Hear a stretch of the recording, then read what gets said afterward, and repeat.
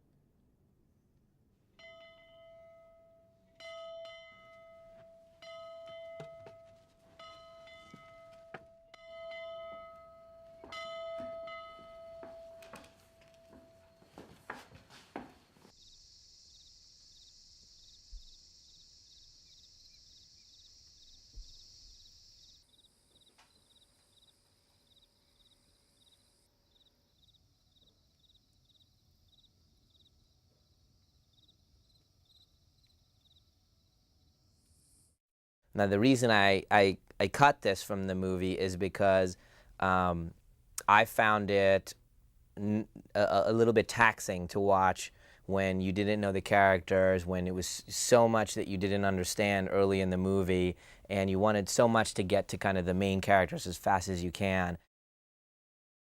This scene that I'm going to show you was a big deal to cut out of the movie. It was just a big deal, and this was the one that kind of hung on for the longest time. And it's a very kind of poignant moment where August Nicholson, played by Brendan Gleeson, tells the story of his brother's death at the hands of the creatures to Adrien Brody, who plays Noah, and to Joaquin Phoenix, who plays Lucius. And it's a very kind of, it's a ghost story. He tells these guys a ghost story, and you kind of hear these sound effects and as he's telling the story, and it's just a very moving moment for August's character. He's trying to warn Lucius not to go into the forest. I brought you here to tell you a story.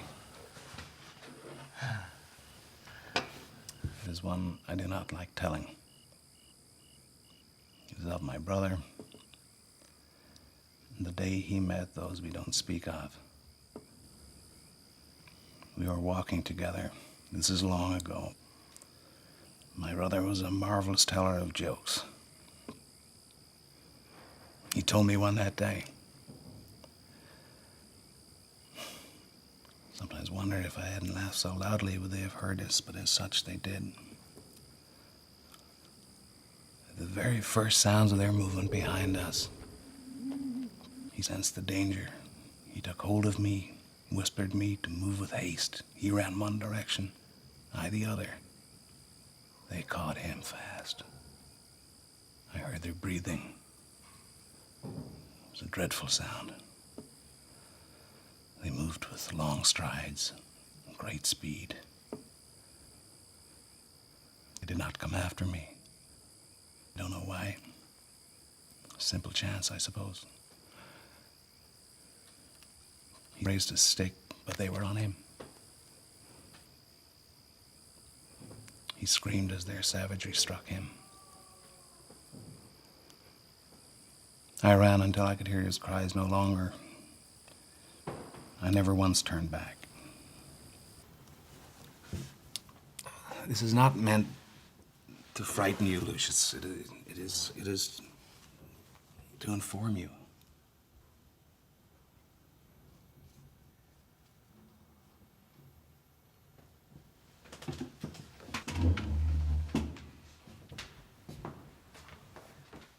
You do not have thoughts in the story I've told you.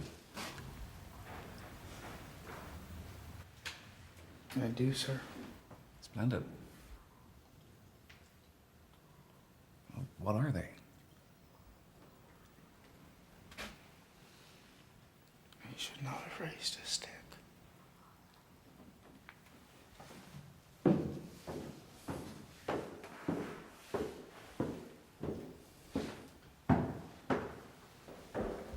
It's a good story. Good story. No, no. It is not a good story. And the reason that it eventually went was I felt that there were too many warnings to stop him, you know, too many adults trying to stop him.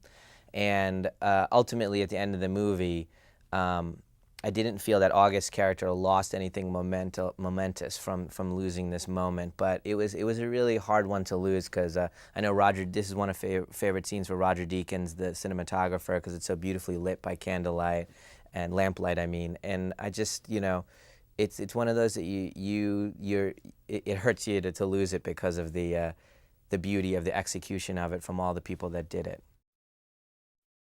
These two scenes that I'm going to show you now are prior to the wedding sequence in the movie, and they were two lighter scenes in the movie, which I'm sad are gone because I wanted to have more lightness before we got, you know, really heavy and dark and emotional. And one involved Noah's character, and they're putting up the decorations in the wedding canopy, and Noah cuts one of them down.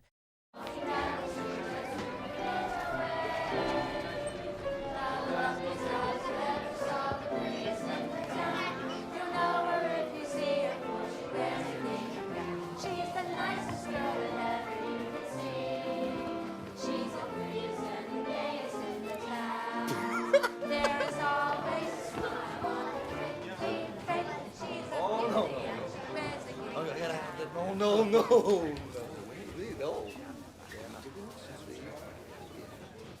The following scene is Ivy going to Resting Rock and scolding Lucius for not talking to her. And the way I shot it, which was really aggressive and it turned out to be too aggressive, is I cut off her head during this shot. So you just see her torso and really her shoulders come up to him and just yell at him, and he's just sheepishly looking up.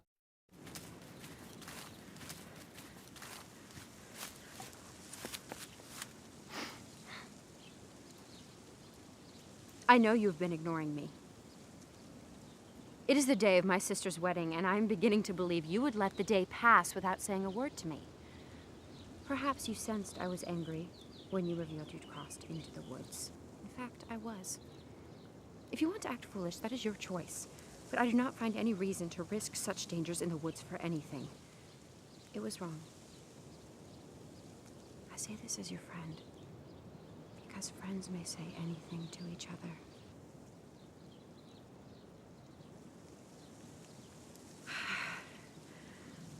I'm glad we've had a chance to talk.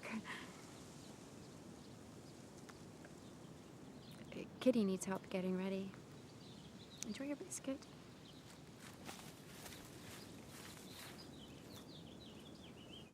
In the end, you know, neither were in the naturalism of the movie, and so they ultimately got jettisoned because of their personalities.